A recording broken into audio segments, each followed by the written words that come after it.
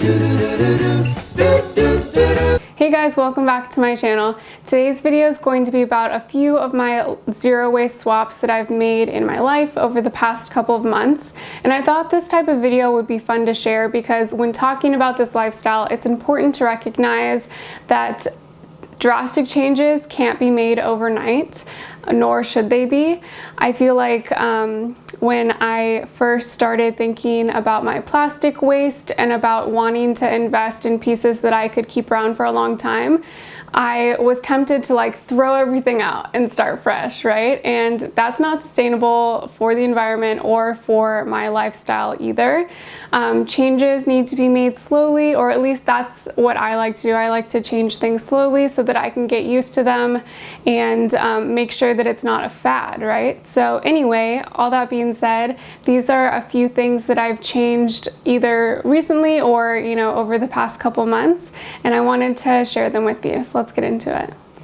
The first thing that I'm going to share is my lotion. So recently I noticed that I had been getting some dermatitis on my elbows, and I looked it up. Well, so it's just like dermatitis is like little bumps, little itchy bumps on your elbows or arms.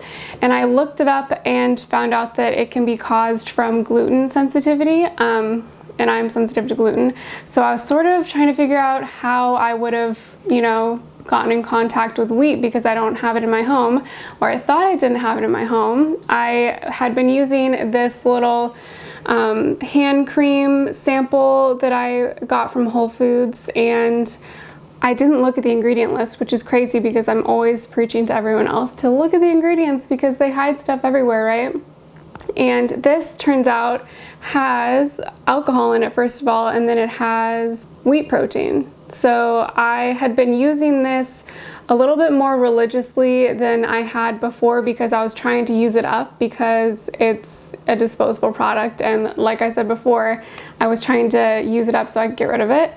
And so I'd been using it on my arms a lot, and that was sort of why I had been getting those little itchy bumps. So that's going away. I'm not using that anymore. And so this was sort of the last like disposable lotion item that I had been trying to get through so that I could be completely like zero low waste-ish with my lotion. And now I'm like getting that on my hands, and I'm scared that it's gonna make me break out again. So I'm gonna put it over there. Oops, it fell on the floor. So anyway, I've been able to replace all of my lotion with jojoba oil. And I really like jojoba oil because it's similar, or it has a similar texture to the oil that our skin naturally produces, as gross as that sounds.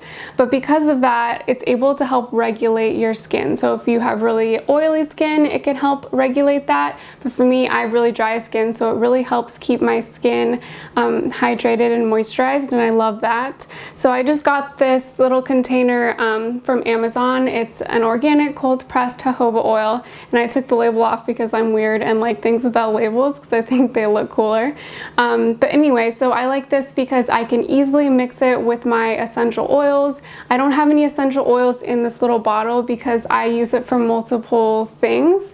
And so I like to just keep it plain, and then if I'm gonna mix it, I'll either mix it in a roller bottle or just mix it in my hands or whatever. I can use jojoba oil to remove my makeup. I use it as an all over body moisturizer, and I also use it on my face. It doesn't clog my pores or anything like that. And I also use it after I shave to prevent razor burn, which is really awesome. So this product is amazing, and I don't think I'll ever be without it. So although I love my jojoba oil, I like to have something in my purse that I can use when I'm out to moisturize my cuticles or skin or whatever. And for that, I have these two little tins of balm. This one, again, I removed the labels because I'm crazy. Let me know if you guys do that too, if I'm the only one. This is the same little tin of Dr. Bronner's, I think it's called Naked Body Balm. Naked because it's fragrance free. And I've been going through this for a while, and I still have a little bit left, but I'm excited for when this is empty because I want to experiment with making my own body balm, but I'm gonna wait till I get through these first. The next thing I'm going to share is my razor. And I had been putting off getting a safety razor for a while because honestly I was terrified of them. I thought that I was going to totally just cut myself every time that I shaved my legs, and in reality knock on wood, I haven't cut myself once using this, and I think I've been using this for about 2 or 3 months now, at least 2 months for sure, and I really like it. I still have my little plastic. This is from a brand called Preserve, and I think all their plastic is recycled, but then like you can't recycle, like you can only recycle plastic once, so that's something to keep in mind. But I am going to hold on to this for travel because I don't think you can pack this, or the blade at least, in a carry-on luggage, and usually when I travel I only travel with carry-on luggage unless I'm going somewhere. Like this last trip we packed a checked bag with all of our gear because it was like a shoot we were going on. But anyway, so I'm keeping this for now just in case I feel like I need it for travel. So shaving with a safety razor is different than shaving with a conventional one, but it's not scary. I mean, you just have to be careful. And the thing that I've learned is that you have to really shave slowly. That's what works for me, at least. I shave slowly and I make sure that I'm not putting a bunch of pressure on my razor. Like when you shave with this razor, you have to press down because there's so many blades. But with this, it's a pretty heavy tool, so you just use the weight of the razor itself to shave, and it works extremely well. It's the closest shave I've ever gotten, and because of that, it's really important to moisturize after. So I use jojoba oil to moisturize after, and I find that that helps me to not get any razor burns or bumps even. And then before, I guess I'm totally doing this out of order, but when you shave, it's also really important to lather. So I don't use any sort of aerosol like shave spray. I remember in like junior high I used Skintimate and I thought that was like the coolest thing ever, but obviously I don't use that anymore. I just use my bar soap. It's just an almond bar soap. Nick and I both use this one and love it. And so I'll either lather with this or sometimes I'll just like lather with my shampoo, but this actually works pretty well. And I find that as long as I lather really well and then moisturize after, I don't have any issues with bumps. So that's my sort of 2 cents on shaving with a safety razor. Just be careful. Oh, and also it's important to take the razor apart and make sure it dries after you use it. So again, like it requires a little bit more thought and a little bit more, care, but I'll probably have this for the rest of my life, right? Maybe. I mean, it's a metal razor. I haven't had to replace the blade yet, but I'm guessing I'll have to do that soon-ish.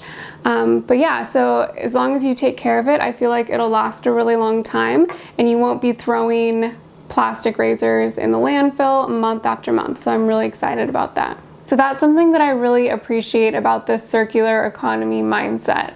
It takes me longer to shave with this. I have to turn off my water in the shower when I shave because I don't want to be wasting gallons of water when I'm like shaving my legs really slowly and carefully.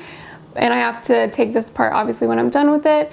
But theoretically, if I take care of it, it'll last me years and years and years instead of something like this where I'll have to use it a couple times and throw it away. So that's something that I'm really working on in my life right now, is valuing the things I have. Try not to obsess over the things I have, because I feel like there can be a fine line too of like wanting everything to be perfect and zero waste and know this and know that, I'm just really letting go of perfectionism, but also like taking care of my stuff, if that makes sense. So yeah, anyway, next thing I wanted to share is this. This is a brow product from 100% Pure. It's just like a little brow wax. And I really like this because aside from the product itself, just talking about packaging first, it comes in a glass container. The top is plastic, but it has a really cute design on it. So I feel like when I'm done with it, I could, if I start getting good about like making my own little balm things, I could make it in here. And I really like the container, so maybe I could reuse it. So I've been really trying to pay attention to the packaging of the things that I buy. I'm not just like throwing out packaging or things that I have because they're in plastic or whatever, but when I use them up, I'm really careful about what the packaging is of the new things that I buy. So my last brow product that I used was also from 100% Pure. I really liked it, but it was like a mascara wand tube sort of deal, so I can't reuse that. But this, I had never tried this before, and so I thought I'd give it a try because I could technically reuse the packaging. It's really cute and it has so much product. I think it'll last me much longer than the other brow product I used from them. That one only lasted me a few months, but I've been using this for a while and it barely even has a dent in it. So that's cool. It didn't come with a brush, which I'm fine with because I have a brush from a past brow product that I used. I haven't been using it long enough to do like a full review on it, but it reminds me sort of the Anastasia brow pomade stuff. I used to use that a long time ago and I liked it, but the ingredients in this one are much cleaner than that one. And my last tip is sort of just a little bonus thing. It's something I've been doing for years, and it honestly started because I was too lazy to move my food from my like serving bowl into a Tupperware container, and that is just putting a plate upside down over the top of a bowl.